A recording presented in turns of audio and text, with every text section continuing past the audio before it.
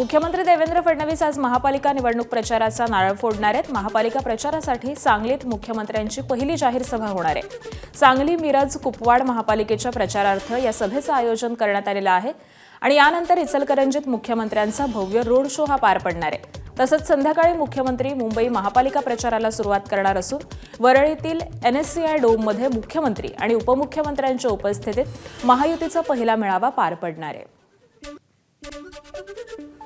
भाजप शिवसेना युतीचा आज मुंबईमध्ये प्रचाराचा नारळ फुटणार आहे। अनेक महापालिकेमध्ये महायुती झाली नसली तरी भाजप आणि शिवसेना एकत्र येत प्रचार करणार आहेत। मुख्यमंत्री देवेंद्र फडणवीस आणि उपमुख्यमंत्री एकनाथ शिंदे यांच्या उपस्थितीत आज वरळी डोम इथून प्रचाराला सुरुवात होईल। वरळी डोम इथं संध्याकाळी 6 वाजता प्रचाराचा शुभारंभ होईल। बूथ प्रमुख, शक्ती प्रमुख, त्याबरोबरच लोकप्रतिनिधी आणि महायुतीचे सर्व प्रमुख कार्यकर्ते यावेळी उपस्थित असतील। भाजपचे प्रदेशाध्यक्ष रवींद्र चव्हाण आज पश्चिम महाराष्ट्र दौऱ्यावरती आहेत। पुणे, पिंपरी चिंचवडमध्ये रवींद्र चव्हाणांच्या उपस्थितीत प्रचाराचा शुभारंभ होणार आहे। पुण्यामध्ये केंद्रीय राज्यमंत्री मुरलीधर मोहोळ, उच्च व तंत्र शिक्षण मंत्री चंद्रकांत दादा पाटील यांच्या उपस्थितीत प्रचाराला सुरुवात होईल। सकाळी 10:30 वाजता त्यांची पत्रकार परिषद होईल, ज्यामध्ये निवडणुकांसाठी महत्त्वाच्या मुद्द्यांवरती चर्चा होईल आणि त्यानंतर दुपारी 12 वाजता पिंपरी चिंचवड महापालिकेच्या प्रचाराचा शुभारंभ भक्ती आणि शक्ती गार्डनमध्ये होईल। भाजप प्रदेशाध्यक्ष रवींद्र चव्हाण आज दुपारी 4 वाजता कोल्हापुरात पोहोचणार आहेत आणि त्यानंतर ते अंबाबाईचं दर्शन घेतील आणि मिरजकर तिकटी इथं रवींद्र चव्हाण यांची सभा होईल। या सभेला महायुतीच्या प्रचाराचा शुभारंभ केला जाईल। अजित पवारांनी शरद पवारांच्या राष्ट्रवादीसोबत यापुढे आघाडी करण्याचे संकेत दिल्याची चर्चाही पुन्हा एकदा सुरू झाली आहे। याबाबत पुण्यातील पत्रकार परिषदेमध्ये अजित पवारांनी सूचक वक्तव्य केलंय। पुण्यामध्ये अजित पवारांच्या राष्ट्रवादीच्या बॅनरवरती शरद पवारांचे फोटो लावण्यात आलेत। त्यावरती पत्रकारांनी अजित पवारांना प्रश्न विचारला। त्यावर अजित पवारांनी देखील सूचक उत्तर दिलंय। तुमच्या तोंडात साखर पडो असं अजित पवार म्हणाले। दरम्यान पुणे आणि पिंपरी चिंचवड महापालिकेमध्ये दोन्ही राष्ट्रवादी एकत्र निवडणूक लढत आहेत। त्यातच अजित पवारांनी दिलेल्या या उत्तरामुळे राजकीय वर्तुळात पुन्हा एकदा चर्चा रंगली आहे।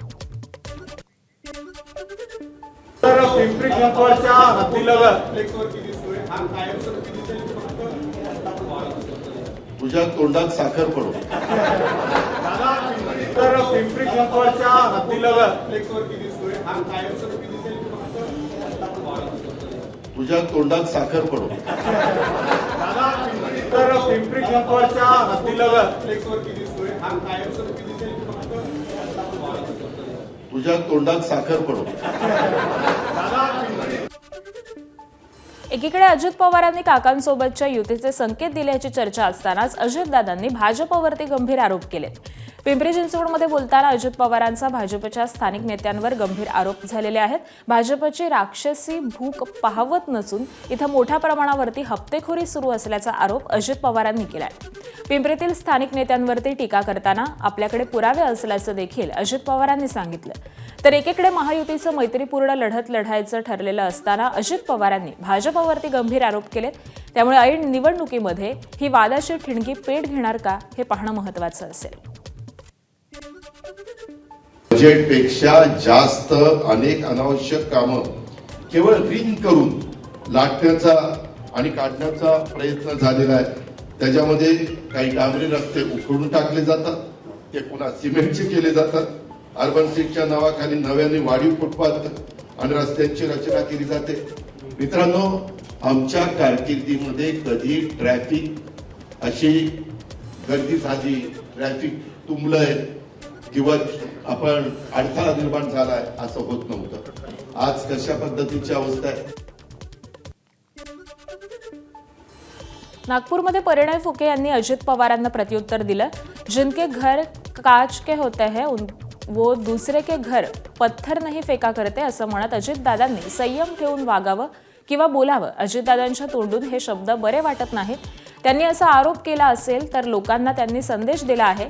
कुठल्या पक्षाला मतदान केल्यामुळे कुठल्या पक्षाला नाकारल्यानं कसा भ्रष्टाचाराचं दहन होणार आहे हे सामान्य नागरिकांना 100% ठाऊक आहे, अशी टीका ही परिणय फुके यांनी अजित पवारांवरती केली आहे। महायुतीतील दोन्ही मित्रपक्षांचा विरोध पत्करून अजित पवारांनी मुंबई महापालिका निवडणुकीमध्ये राष्ट्रवादीची जबाबदारी ही नवाब मलिकांकडे दिली। यानंतर पत्रकार परिषद घेत नवाब मलिकांनी अजित पवारांचे आभार मानले। काहींनी विरोध केला असताना अजित पवार ठामपणे पाठीशी उभे राहिल्याचं त्यांनी सांगितलेलं आहे. तर यावेळी बोलताना राष्ट्रवादीशिवाय महायुतीचा महापौर होऊच शकत नाही असा विश्वास देखील त्यांनी व्यक्त केला आहे. आणि विशेषकर मी दादाचा आभार मानतोय की काही लोक माझ्या नावाने बूमबूम करत होते की हे असतील तर आम्हाला तुम्ही नको. दादांनी ठामपणे निर्णय घेतले आहे की नवाब मलिकच्या पाठीशी आम्ही उभे आहोत. आम्हाला तुमच्या युतीची गरज नाही आणि स्वबळावर लढण्याचा निर्णय झाला. त्याबद्दल मी अजित पवार साहेबांचा आभार मानतो. आम्हाला अपेक्षा आहे की आयोग याच्याकडे आज जे आम्ही पत्र देणार त्याच्याकडे ते गंभीरतेने त्या पत्राला घेतील आणि निश्चित रूपाने या निवडणुकीमध्ये आम्हाला अपेक्षा आहे की मुंबईमध्ये आमच्याशिवाय महापौर होऊ शकत नाही. ही सत्य परिस्थिती आहे. एका उमेदवाराच्या फॉर्मबद्दल 10:30 वाजता निवडणूक निर्णय अधिकारी निर्णय घेत आहे आणि तो उमेदवार बेकायदेशीर बांधकाम त्यांनी केलेलं आहे. त्याचे पुरावे सादर केल्यानंतरही त्याच्या अर्ज बाद करत नाही. म्हणजे हे कुठेतरी कायद्याचं उल्लंघन करण्यात आलेलं आहे. आता मी अधिकाऱ्यांना बोलू इच्छितो आहे की ही लोकशाही आहे. लोकशाहीमध्ये जे कायदे निर्माण करण्यात आलेले आहे, जे नियमावली घालण्यात आलेली आहे त्याची काटेकोरपणे अंमलबजावणी केली पाहिजे. या 3 वार्डाच्या बाबतीत कोर्टात आम्ही जाऊ. भाजप नवाब मलिकांच्या मुद्द्यावरती कोणतीही तडजोड करणार नसल्याचं पुन्हा एकदा अमित साटम यांनी स्पष्ट केलंय. मुंबईमध्ये अजित पवारांच्या राष्ट्रवादीची जबाबदारी नवाब मलिकांवरती देण्यात आल्यानं त्यासोबतच कोणतीही तडजोड केली जाणार नसल्याचं पुन्हा एकदा साटम यांनी स्पष्ट केलं. देशद्रोह्यांसोबत संबंध ठेवल्याचे आरोप झाल्यामुळे अशा व्यक्तीसोबत तडजोड सहन केली जाणार नाही असं साटम म्हणाले. जिहादी शक्तींबरोबर भारतीय जनता पार्टी शिवसेना कोणताही समझोता करणार नाही. या विषयावरती राष्ट्रीयत्वाच्या मुद्द्यावरती कोणतंही कॉम्प्रोमाइज होणार नाही. निवडणुका येत असतात, निवडणुका जात असतात, परंतु राष्ट्रीयत्वावर आणि हिंदुत्वावर कुठल्याही प्रकारची तडजोड ही होऊ शकत नाही. आणि म्हणून आमची ठाम भूमिका होती की नवाब मलिकच्या नेतृत्वातल्या राष्ट्रवादी काँग्रेस पार्टीबरोबर आम्ही कोणतीही युती करणार नाही, तडजोड करणार नाही. आणि त्याप्रमाणे भारतीय जनता पार्टी, शिवसेना, रिपाई महायुती ही निवडणुकीला सामोरं जात आहे. राष्ट्रवादी काँग्रेस पार्टीचा याच्यामध्ये समावेश नाही, कारण त्यांचं नेतृत्व नवाब मलिक करत आहेत. पालिका निवडणुकीत मुंबईकरांना भावनिक साथ घालत ठाकरे बंधू एकत्र आले. आता मुंबईकरांसाठी घोषणांचा पाऊस पाडणारा जाहीरनामा प्रसिद्ध करण्यात आला. आदित्य आणि अमित ठाकरेंनी एकत्र येत शिवसेना भवनामध्ये आपला जाहीरनामा प्रसिद्ध केलाय. यात मुंबईकरांना कर सवलत देण्याचं आश्वासन देण्यात आलंय. मुंबईमध्ये 500 चौरस फुटापर्यंत मालमत्ता कर माफ होता. आता मुंबईमध्ये पुन्हा सत्ता आल्यावरती 700 चौरस फुटापर्यंतच्या घरांना मालमत्ता कर हा माफ करण्याचं आश्वासन या जाहीरनाम्यामध्ये देण्यात आलंय. तसंच लाडकी बहीण योजनेच्या पार्श्वभूमीवरती मुंबईतील घरकाम करणाऱ्या महिलांना 1500 रुपये स्वाभिमान निधी देण्याची घोषणाही करण्यात आली.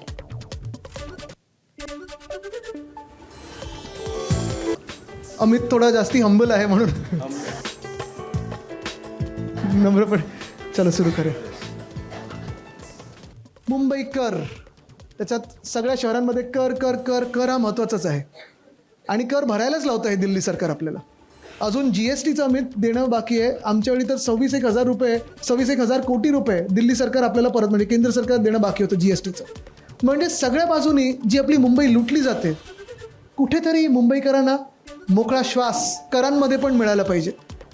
आपल्या सरकारने जे वचन दिलं होतं उद्धव साहेबांनी ते पूर्ण केलं. ते म्हणजे 500 स्क्वेअर फुटापर्यंत प्रॉपर्टी टॅक्स आपण माफ करणार होतो.